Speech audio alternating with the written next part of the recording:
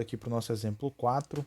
Esse dessa vez será um exemplo numérico, né? Porque o nosso objetivo aqui é te dar uma escala, né? Te dar uma dimensão dos conceitos que nós estamos abordando aqui. Então, basicamente é o seguinte: essa figura que está aí representada, né? É o modelo aí, né? O modelo do átomo de, por exemplo, o átomo de hélio. Então, em azul a gente tem 2 prótons, em verde 2 nêutrons, e ao redor, circulando esse núcleo, a gente vai ter 2 elétrons, tá? Então, aqui como dado do problema, a gente sabe que esses prótons eles têm uma carga, eles têm o valor da carga elementar, né? Que corresponde a mais 1,6 vezes 10 a menos 19 coulomb, certo? A constante eletrostática, né? Lembra que essa constante eletrostática é o nosso 1 sobre 4 πε0, e isso vale aqui mais ou menos, tá? Um valor aproximado de 9 vezes 10 a 9 newton vezes metro ao quadrado por coulomb ao quadrado, né? Vamos lá. O que eu quero responder aqui? O que eu quero saber? Primeira coisa é, dentro do nosso núcleo, a gente tem 2 prótons que têm cargas de mesmo sinal, né? Cargas ambas positivas. E a gente sabe, né, conhecimento básico, que quando as cargas elas têm o mesmo sinal, isso significa que elas vão se repelir. Então, uma primeira pergunta é, como é que esse núcleo, né, desse átomo, ou de qualquer outro átomo, ele se mantém estável se eu tenho 2 cargas positivas, né? O que mantém eles unidos ali? Né? Porque eletrostaticamente a gente sabe que um vai fazer uma força sobre o outro de repulsão, não de atração. Então, a princípio, eram para eles para o núcleo explodir, né? Não era para o núcleo ficar estável, certo? Dentro de uma estrutura. A resposta para isso é o seguinte: além dessa força eletrostática, existe uma outra força chamada força nuclear forte. Existem 2 tipos de força nuclear. Uma é a força nuclear forte, outra é a força nuclear fraca. A força nuclear fraca está associada com o decaimento beta, né? Não vou tocar nesse assunto específico. E a força nuclear forte, ela é justamente a responsável por manter esse núcleo coeso, né? Existem algumas forças fundamentais na natureza, né? Então além dessas 2 forças nucleares que eu já citei, tem a força eletrostática, né? A força eletromagnética, isso é mais geral, e a força gravitacional, tudo bem? O que dá origem à força gravitacional é a massa do objeto. O que dá origem à força eletrostática é a carga do objeto. O que dá origem à força nuclear forte é uma outra quantidade, né, chamada cor, certo? Não precisa se apegar muito aos detalhes, né, mas você entender que existe uma quantidade chamada cor, né, que os quarks possuem, e essa cor é responsável por fazer gerar essa força nuclear forte que mantém esse núcleo coeso. Tudo bem? Então, a resposta a essa pergunta do que mantém um núcleo de um átomo, de qualquer átomo estável, é justamente a ação da força nuclear forte. Beleza? Uma segunda pergunta, uma segunda indagação é a seguinte: dentro desse núcleo, né, qual que é a força, né, que um próton faz sobre o outro? Né?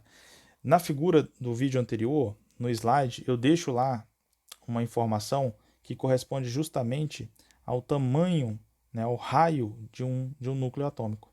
Tá?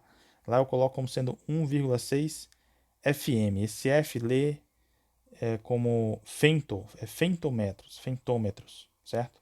E ele significa 10 a menos 15, tá?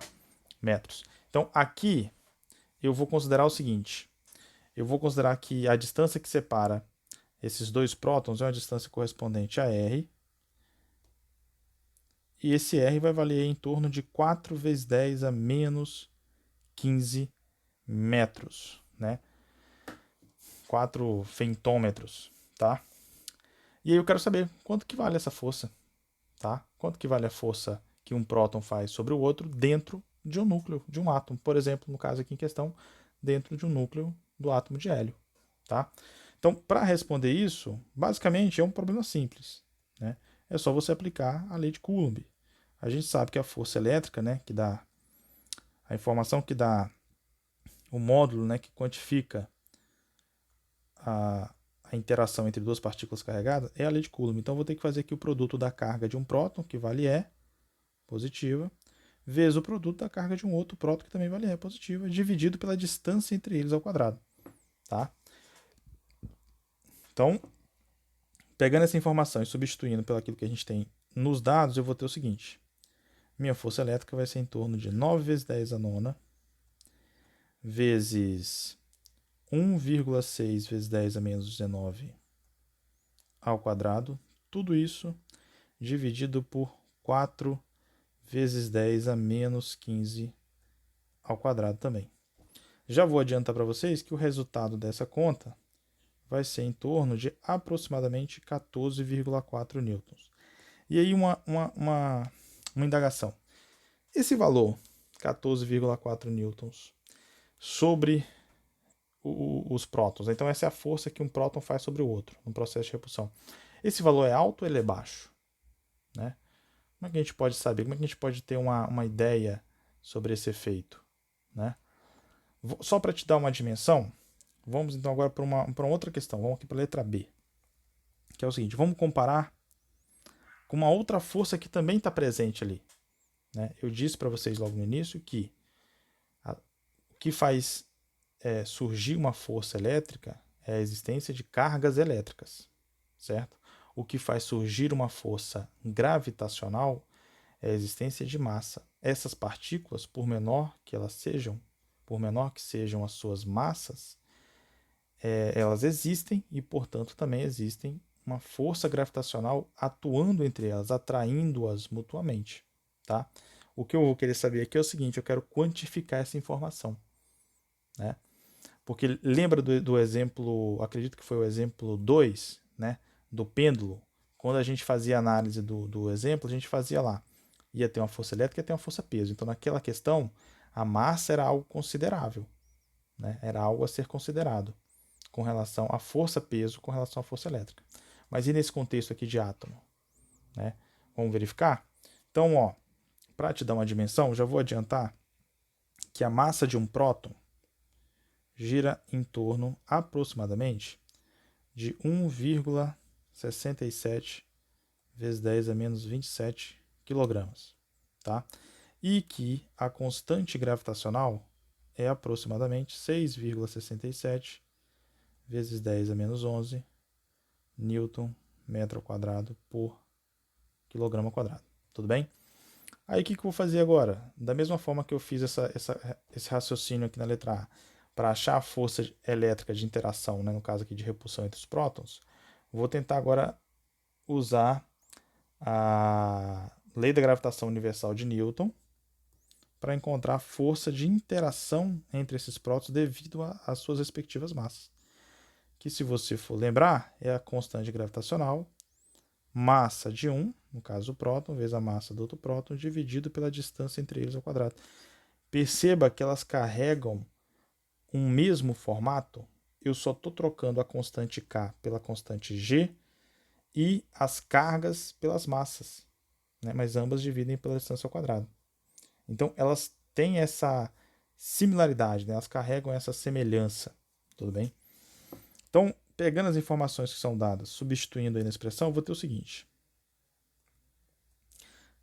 6,67 vezes 10 a 11, menos 11, vezes 1,67 vezes 10 a menos 27 ao quadrado, dividido por 4 vezes 10 a menos 15 ao quadrado. Adianto aqui para vocês que o resultado dessa equação corresponde aproximadamente a 1,16 vezes 10 a menos 35 newtons, que é um valor extremamente pequeno comparado ao que a gente encontrou aqui. Então, o que eu quero chegar? Onde eu quero chegar? Numa estrutura, dentro de um átomo, certo? As partículas que compõem esse átomo, né, o elétron, no caso aqui a gente está falando do próton, mas poderia servir também para o elétron, elas possuem tanto carga quanto massa. Ambas estão ligadas a uma força, né? A massa, de novo, está ligada à força gravitacional, a carga, a força, nesse contexto, elétrica. E aí eu verifico o seguinte: a minha força elétrica ela é muitas ordens de grandeza superior à minha força gravitacional. Né? Então, onde eu quero chegar com isso? Que, apesar da existência da força gravitacional, na maioria dos problemas que a gente for resolver, tá? Em boa parte deles, a força gravitacional ela pode ser seguramente desprezada, ok? Então, a interação devido às massas, a interação gravitacional devido às massas, ela é seguramente desprezável, tá? Por conta desse raciocínio que a gente acabou de fazer, né? Veja, um é 14,4, o outro é 1, alguma coisa, 10 a menos 65. Então, é incomparável, tanto que a força elétrica ela é relevante com relação à força gravitacional.